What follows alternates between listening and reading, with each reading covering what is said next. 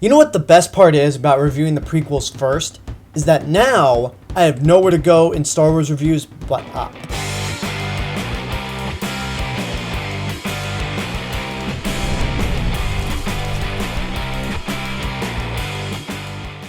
Yes, I reviewed the Star Wars prequel trilogy back in May, waited a few months, and now I am back with my review for the original trilogy. And we're going to kick things off with Star Wars, or Episode 4, A New Hope.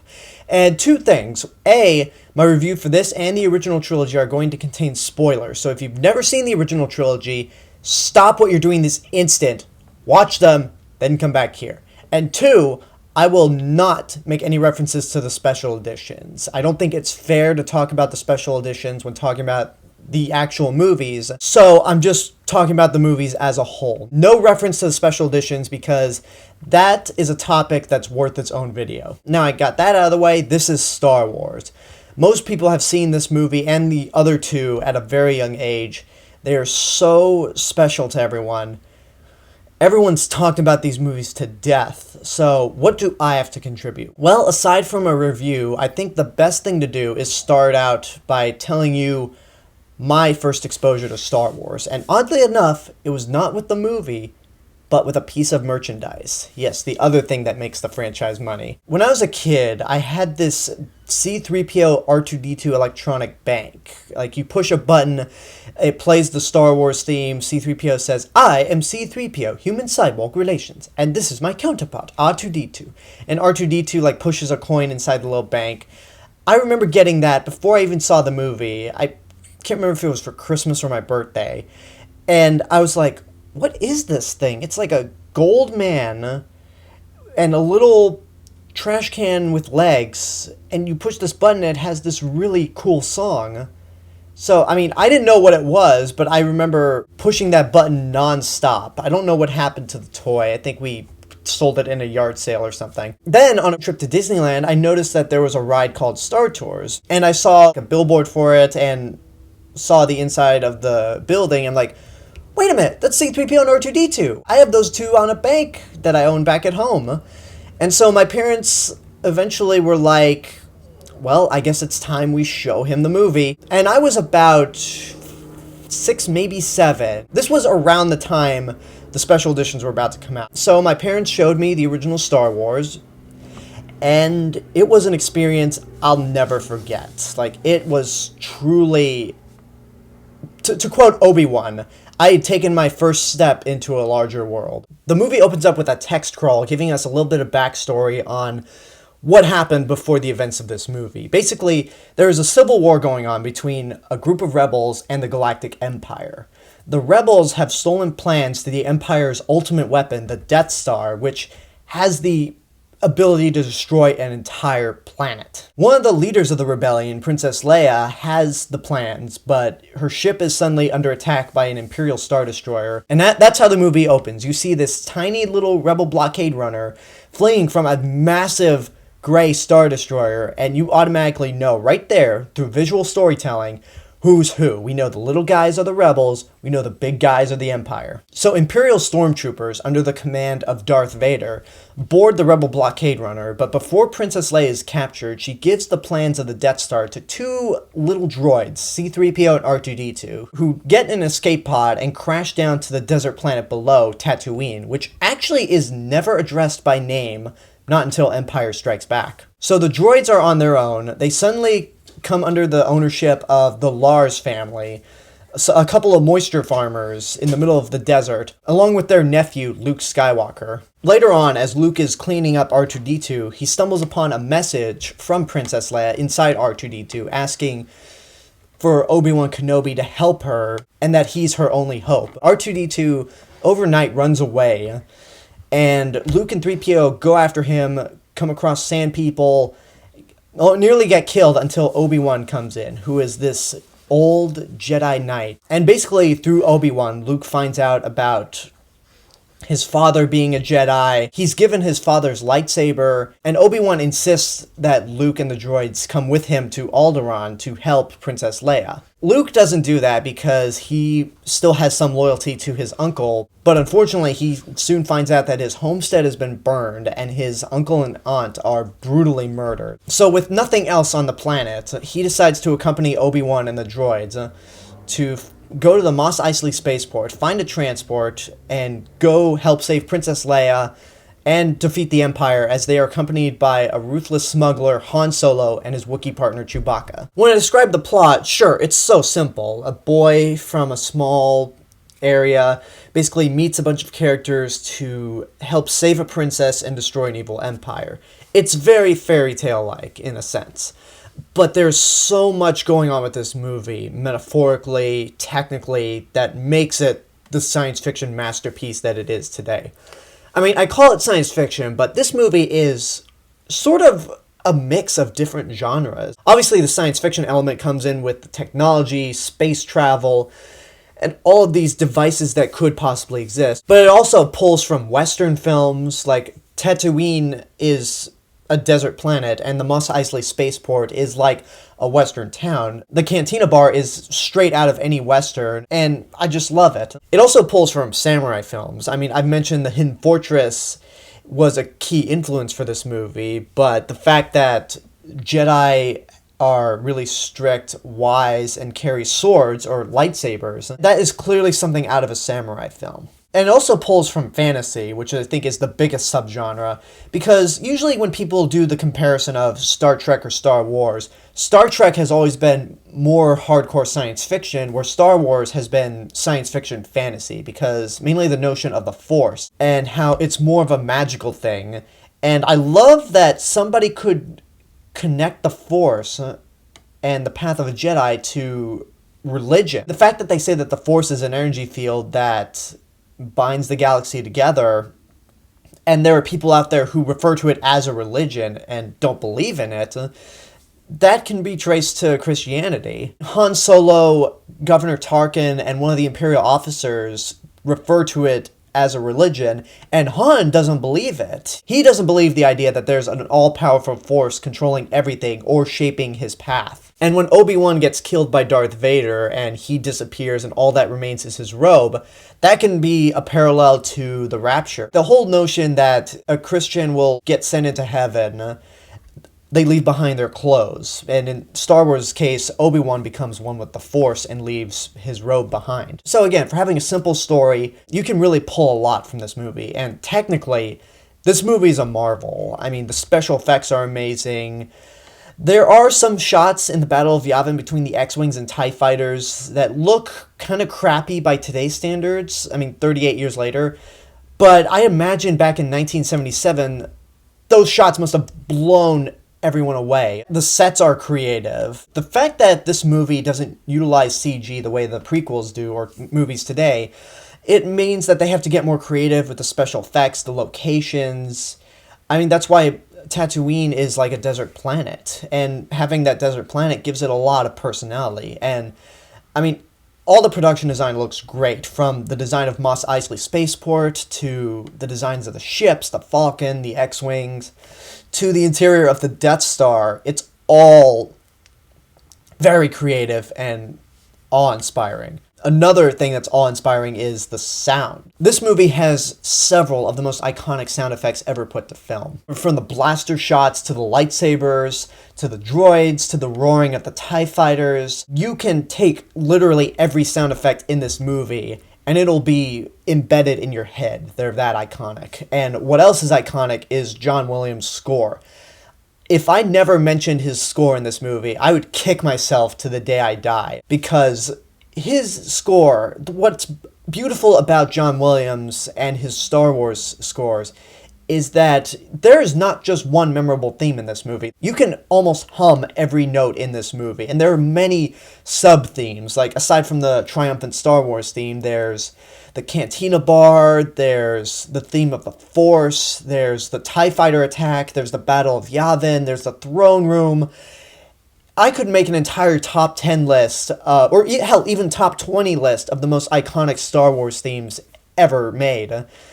And I could fill that list easily because there's so many, especially in this one movie. The characters are all icons. I mean, there's no getting around that. Luke Skywalker is played by Mark Hamill, and he's the hero that's a nobody and rises up to go on a journey that's much bigger than he could ever imagine. And he's the guy who's easy to relate to because, I mean, he's a nobody, pretty much. A lot of people have criticized Mark Hamill's performance and saying that he's whiny.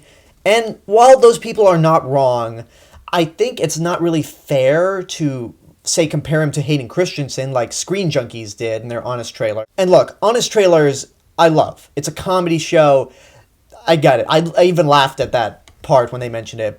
And I didn't want to do this whole original versus prequel thing, but for Luke Skywalker, the reason you can let go the idea that he is whiny is because, again, he is a nobody. He's just some farmer kid who's never really been on much of an adventure. He wants to see the galaxy. His friends are gone.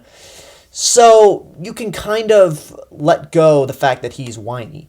Anakin in episode 2, at the point episode 2 takes place, he is in one of the most honored ranks in the entire galaxy. He is on the path to become a Jedi, and he still will not stop bitching and whining about things. So I could give Luke a free pass, but for anyone who says that he is whiny in this movie, you're not wrong. I mean, there are points where he is whiny, but you can kind of understand why. Han Solo is another great character, played by Harrison Ford, this ruthless, kind of uncaring smuggler. All he does is he tries to make a living. He flies around the galaxy in his ship, the Millennium Falcon, with his Wookiee partner, Chewbacca, and just makes a living. He doesn't really care about anything but money. If he does something for someone, he's in it for the money, not because he plans to make friends with them. And then Chewbacca is his memorable Wookiee partner, basically this huge hairy guy.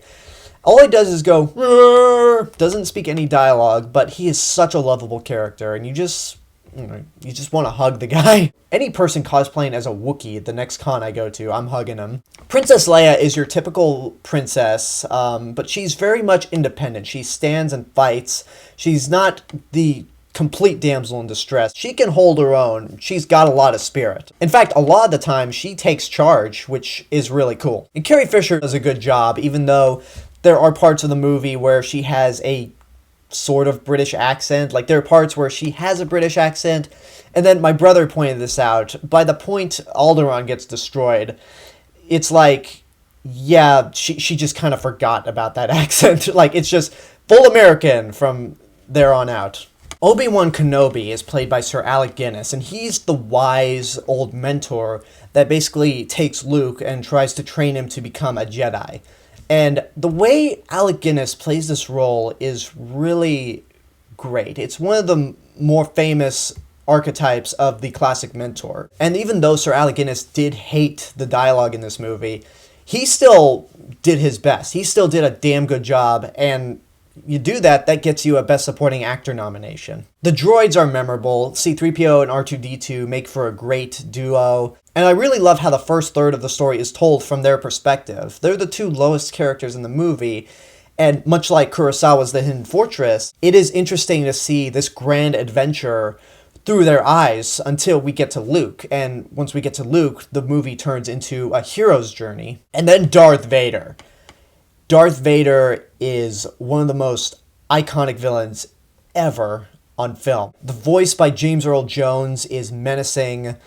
His presence, his physical presence, is something to be feared. Like, when we first see Darth Vader enter the Rebel Blockade Runner, we see all these stormtroopers on the Rebel Blockade Runner, and they're all in white armor. But then we see this shadowy black figure walk out, and there's a stormtrooper trying to check on his fallen buddy to see if he's injured or dead. That stormtrooper sees Darth Vader walk out onto the ship, and he immediately stands at attention, and almost like he's scared to get in Darth Vader's way.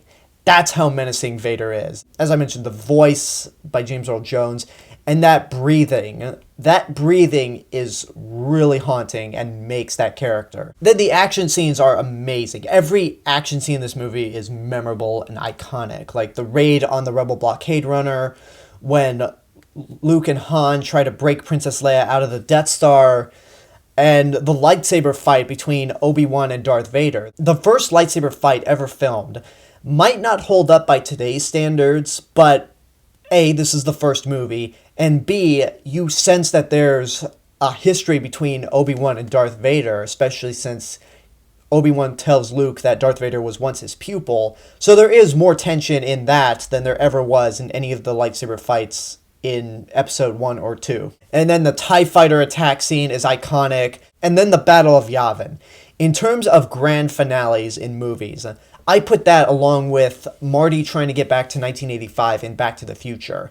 It's a race against time, and you're on the edge of your seat as you're watching this happen. The trench run especially is the part that's nail-biting. When Luke is all alone, R2-D2's damaged, the Death Star is in range of the Yavin base and is about to fire. Vader has a lock on Luke, and then out of nowhere, the Millennium Falcon comes in, and Han, who used to care about money, has a change of heart, saves Luke from Darth Vader and his squad of TIE fighters. Luke destroys the Death Star, and that is just, like, it's just a heart-pounding ending, and it not only ends with a bang, but it leaves you feeling great. Is there anything negative about this movie? This is such a celebrated movie 38 years later. Is there anything I don't like? Honestly, I can't think of one. I can't think of anything that I dislike, although I will address one criticism that I've heard a lot from, mainly from those who don't like Star Wars. A lot of people who don't like Star Wars say, oh, it's just a kid's movie. Why are you adults clinging on to it so much? And they say that not just about this movie, but the franchise in general. And I really take issue with that, especially with this movie and Empire, because I'll be honest with you, when I first saw this movie, there were some scenes that scared me. When Luke's homestead is burned and he sees his aunt and uncle, they are just skeletons. They are burnt skeletons, charred up, and that's really horrifying, especially when you see it at a young age, and the idea that you could come across your relative's skeleton. So that's something that I don't think is really worthy of a kid's movie, and also the fact that the Death Star destroys the planet of Alderaan, where millions of voices suddenly cry out in terror and were suddenly silenced. So those are two instances where I say no, that those two scenes disprove the notion that these are kids' movies. No. In the end, Star Wars is a masterpiece. There's a reason why it stood the test of time. Beautiful music, beautiful cinematography, beautiful designs from the sets, the aliens, the ships. Special effects are incredible. The action scenes are amazing. The characters are iconic. The lines are memorable. Like, okay, it's to demonstrate how amazing this movie was when it came out, and still is. There was a friend of my family who saw this movie 26 times when it came out. 26 times in 1977. That is how much of an impact that this movie has made on the world, that people out there have seen this movie in the theater more than 20 times. So if that's not the sign of a movie where you need to get off your ass and go see right now, I don't know what is. This movie is absolutely incredible. I've seen it billions of times over. I can't get enough of it. I absolutely adore it. One of my favorite movies of all time. And that's my review for Star Wars, or Episode 4, A New Hope. Leave a comment and tell me what you thought of the movie. What did you think? Because I assume you've seen it. Like, subscribe, share me with your friends. Don't forget to check out my official website, therealmrrobinson.com. And don't forget to follow me on Facebook, Twitter, Instagram, SoundCloud, and Periscope. Check in next week for my review of The Empire Strikes Back. And this is The Real Mr. Robinson telling you, there is only one, and may the Force be with you.